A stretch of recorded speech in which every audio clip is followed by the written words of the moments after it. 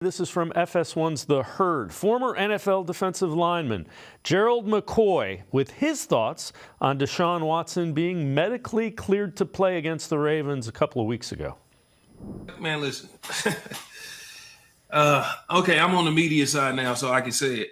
There's times where guys are like not medically cleared and they still like angry and pushing. I have to get case in point. I don't even have to tell anything. Did you see Jamal Adams' reaction? Yes. When they told him he couldn't go back in? Right. That is what you expect from a highest level of what we do athlete. That is what you expect. And when you're supposed to be the leader of the team and you're medically cleared and you say, no, I'm not going to play.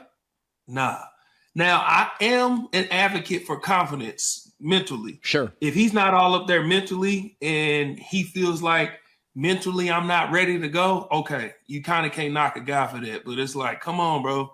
With over your last 2 years, like you have zero room for error. Like if you can play, like, come on, man.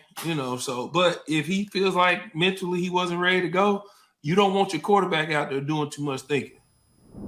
Let's welcome in Tom Withers from the Associated Press. Tom, there's a difference between a defensive back and a quarterback. I think that's the distinction we need to make.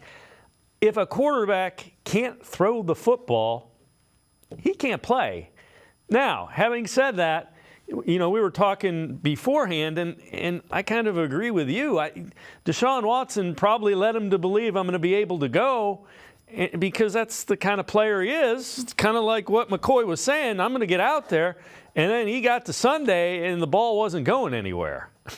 Yeah. Gerald had a lot to say there. There's a lot to unpack with what he had to say in terms of, Deshaun's confidence level, things like that, coming off of his best start so far for the Browns. So, yeah, Dave, I think from the get-go, there was kind of a miscommunication or a failure to communicate here at some level. And I think, at the heart of it is that I think Deshaun wanted to be out there.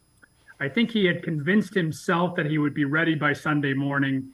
I know as late as Saturday night and people I was talking to with the Browns felt that it was very likely that he was going to play on Sunday morning. So, they all went to the stadium thinking he was going to play. He went out there for that pregame warm-up. It was obvious that, as now that they've spun this thing into now that he can't function out there and perform at a level that an NFL quarterback can play at. So that's understandable. I think had they said that, Dave, from the get-go, people would not be kind of looking into, whether or not Deshaun Watson has a confidence problem or there's some kind of conspiracy theory going on here, or is he tough enough or what have you. But, the bottom line was, he didn't play.